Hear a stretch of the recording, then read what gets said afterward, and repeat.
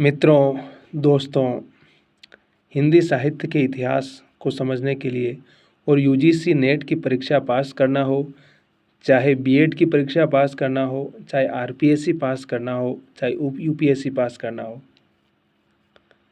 उसके लिए निरंतर काम करने की आवश्यकता है। और विषय के प्रति हमारी समझ कितनी अच्छी और कितनी बारीक है और कितना हम अधिक पॉइंट टू पॉइंट बात कर रहे हैं, ये चीज़ समझना बहुत ज़रूरी है।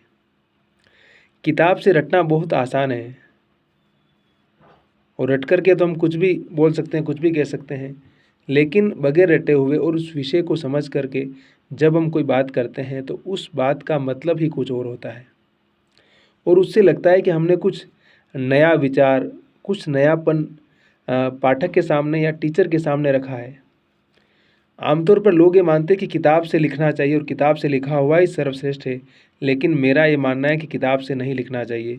किताब से आप पढ़िए, समझिए, गुनिए और उसको अपनी शब्दावली में, अपने वाक्य में आपका उसके प्रति अपना ऑब्जर्वेशन क्या बनता है, भाषा में भी और लेखन में भी और विचार में भी, ये चीज़ समझना बहुत ज़रूरी है।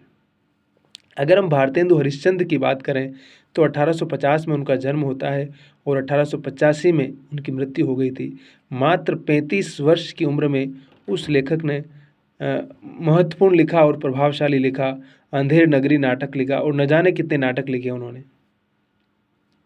भारत दूरदर्शन ऐसा नाटक लिखा उन्होंने और उनको जो ख्याति मिली है, नाटक के माध्यम से ही ख्याति मिली है। जो ख्याति मोहन राकेश को बाद में नाटक में मिलती है, वो ख्याति उस दौर में समझे कि भारतेंदु हरिश्चंद्र को मिलती है। वो एक अच्छे संपादक भी थे, एक अच्छे अभिनेता भी थे। आपको याद होगा कि उनके अपने नाटकों में खुद अभिनय वो खुद किया करते थे। तो भारतेंदु हरिश्चंद्र को समझना और फिर ब्रज भाषा से खड़ी बोली के साहित्य को प्रमोट करना और अपने नाटकों को पारसी रंगमंच की परंपरा के साथ जोड़ करके लोगों में लोकप्रिय कैसे बना सकते हैं, उसकी लोकप्रियता पर विचार करने का जो ध्येय था, जो महत्वपूर्ण काम था, उसको भारतेंदु जी ने अपने हिसाब से किया और सच में ये बहुत ही महत्वपूर्ण और बहुत ही प्रभावशाली काम था उनका। अगर आप उसको समझेंगे तो उनकी रचनात्मकता, उनका लिखने का तरीका, उनका समझाने का तरीका, बहुत ही सिंपल भाषा में लिख करके आप अपनी बात को कह रहे हैं। हरिश्चंद्र मैगजीन का संपादन किया, कवि वचन सुधा का संपादन किया उन्होंने और बनारस में वो बहुत फेमस थे भाई, काशी जिसको आप बोलते हैं। तो भारतेंदु जी की कुछ बात ही अलग है।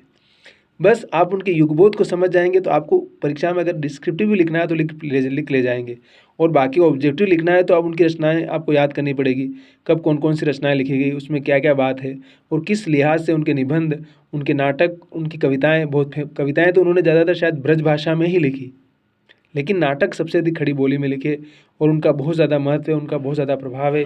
इस लिहाज से मैं कहूँगा कि भारतेंदु को अगर हम समझते हैं और समझने की कोशिश करते हैं तो हमें बहुत सारी चीज़ें अपने आप पता चल जाएगी।